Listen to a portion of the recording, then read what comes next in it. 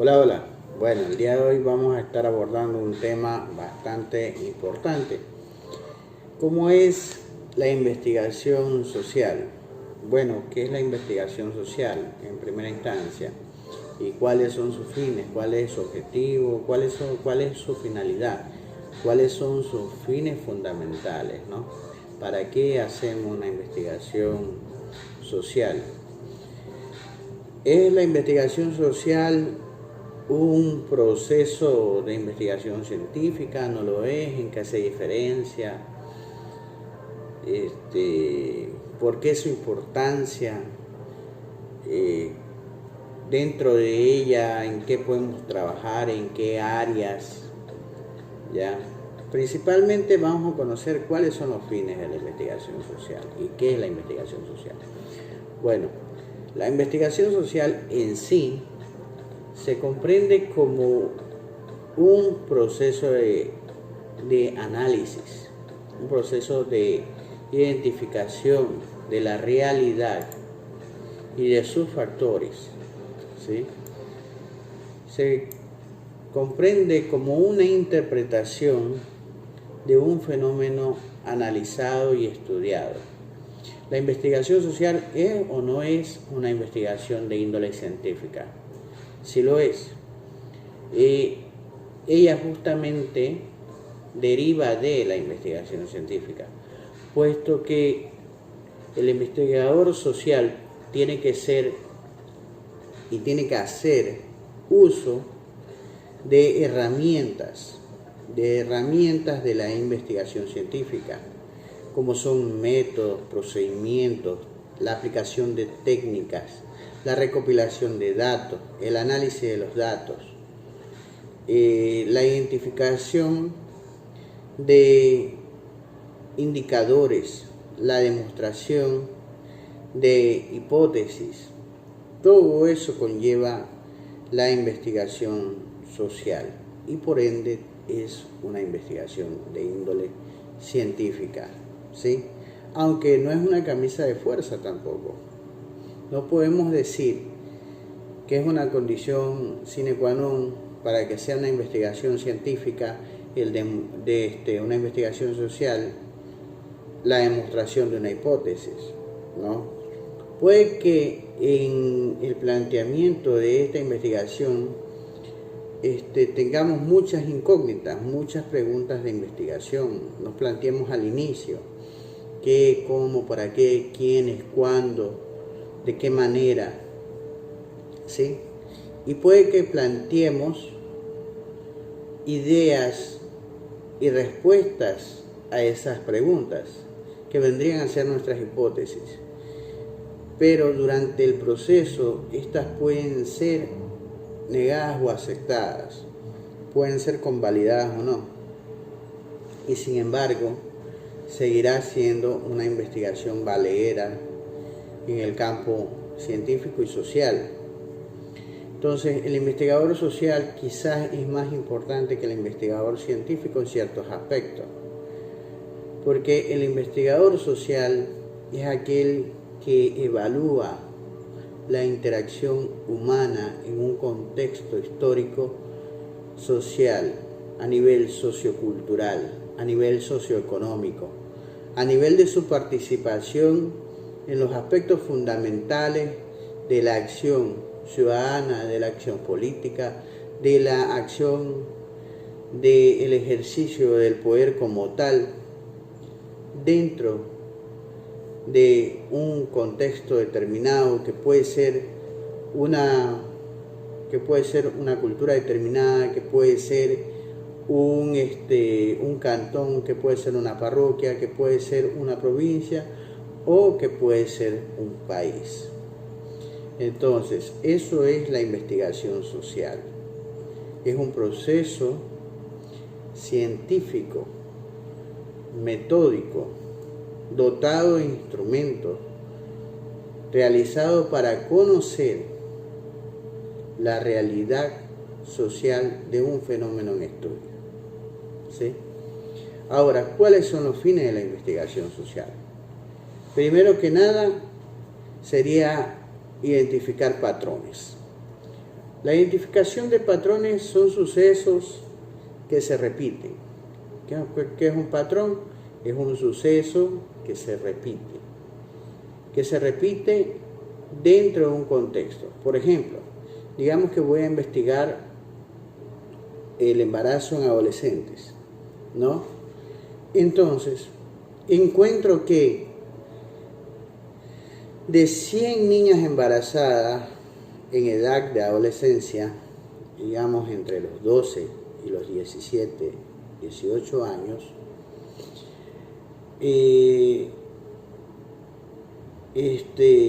existe en un 75% un hogar disfuncional. ¿Sí? Vienen de un hogar disfuncional, papá y mamá separados, padece a lo mejor el papá de alcoholismo, a lo mejor la mamá de algún otro vicio, ¿no? Drogadicción, tal vez hay violencia intrafamiliar, tal vez están separados, tal vez están divorciados. Bueno, el hogar es disfuncional en un 75-85%. Entonces, eso es un patrón. Un patrón es algo que se repite, ¿no? Ahora, otro patrón, ¿cuál sería? De que están en la escuela pública, digamos. La mayoría de las niñas que salen embarazadas van a la escuela pública, no van a la escuela privada. ¿Ya? No se me malentienda, es simplemente un ejemplo. No estamos diciendo de que sea una realidad, es un ejemplo. ¿Ya? De esas niñas embarazadas, adolescentes, tienen un récord académico bajo, otro patrón. Ya, y vamos recolectando información que nos permiten identificar esos patrones que visibilizan esa realidad. Y a través de esos patrones podemos definir que podrían ser las causas para que el embarazo en adolescente tenga una prevalencia tan alta, aún en la época que estamos viviendo, que es la época de la información, la época de la comunicación y la época de las tecnologías, ¿no? Ahora, también tenemos una segunda finalidad. Vamos a definir 7 finalidades, ¿no? La primera fue la identificación de patrones, la segunda es la comprobación y refinamiento de las teorías. Ya. Entonces, como hemos dicho, nos planteamos ideas previas, esas serían nuestras teorías. Aparte de teorías que ya están fundamentadas, que ya están formuladas y que ya han sido estudiadas. Entonces, cuando vamos a ejecutar nuestra investigación social y digamos que aplicamos dentro de nuestro compendio de instrumentos la evaluación psicopedagógica de las chicas adolescentes embarazadas, ¿no? Para ver qué hay en esas vidas familiares, ¿no? ¿Qué hay en ese círculo del hogar? ¿Qué situaciones pueden haber allí? Y hallamos algo que no está en las teorías que ya hemos estudiado. Entonces, ahí se produce lo que llamamos el refinamiento de la teoría, el complementamiento de la teoría, ¿sí? Algo nuevo, un hallazgo que nutre a la teoría ya existente acerca del embarazo en adolescentes, ¿no? Ese sería el segundo fin, ¿no? El tercer fin, realizar predicciones.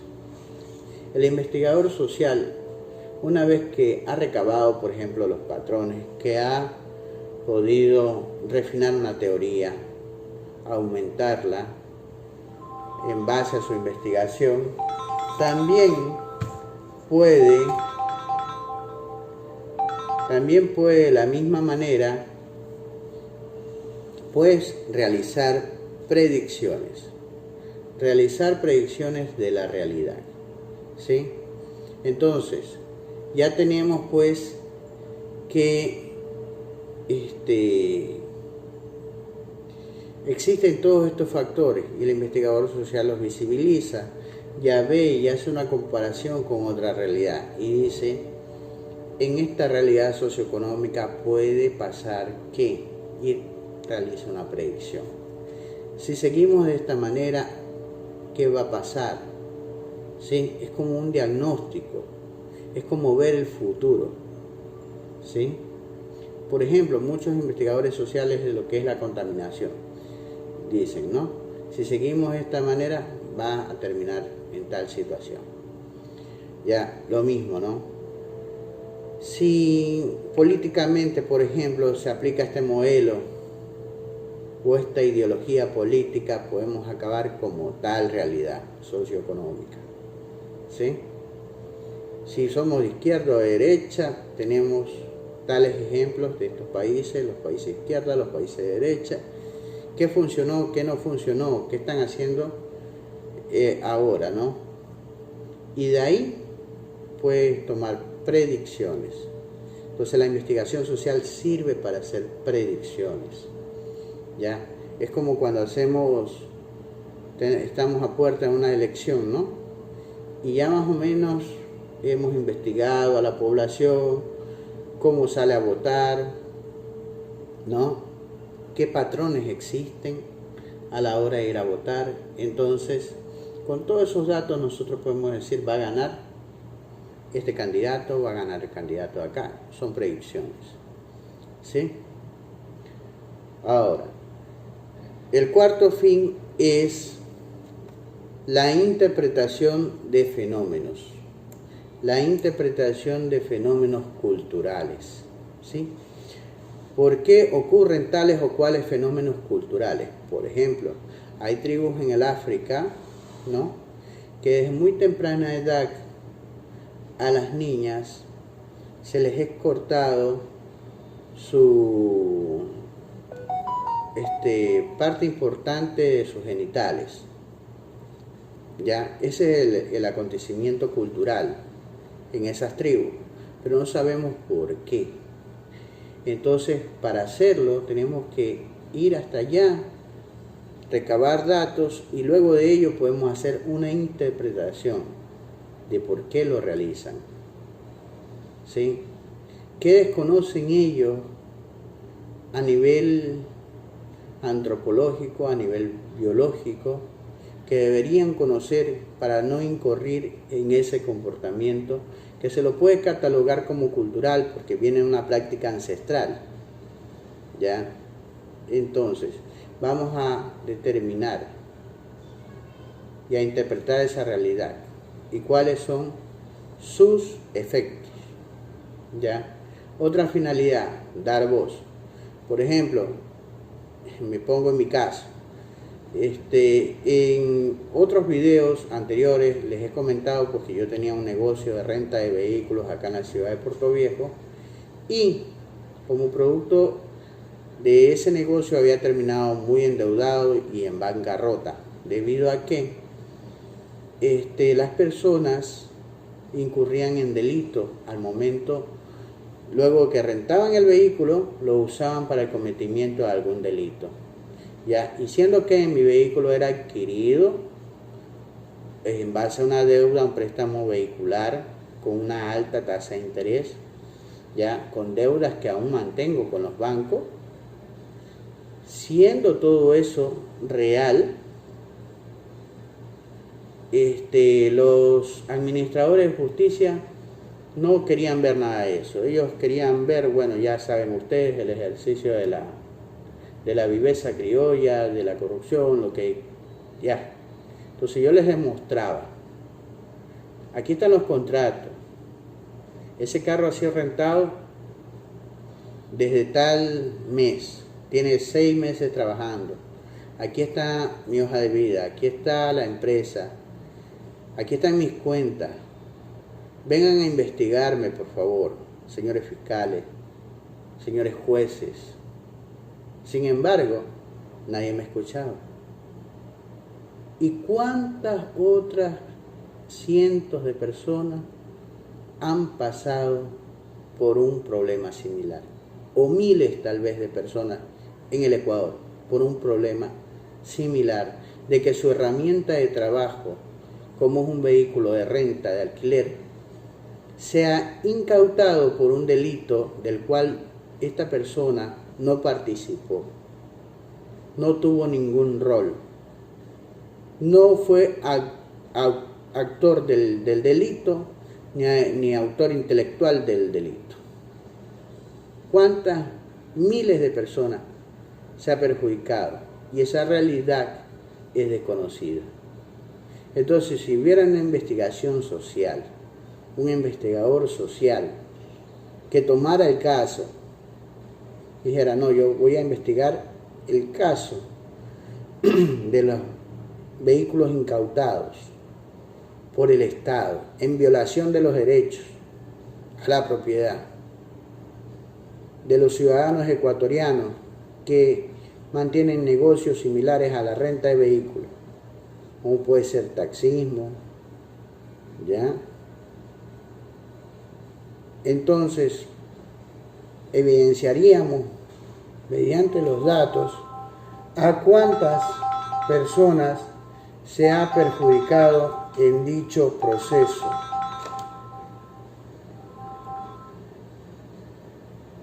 Y veríamos las dimensiones reales que tiene en la vida de esas personas el que su herramienta de trabajo sea incautada.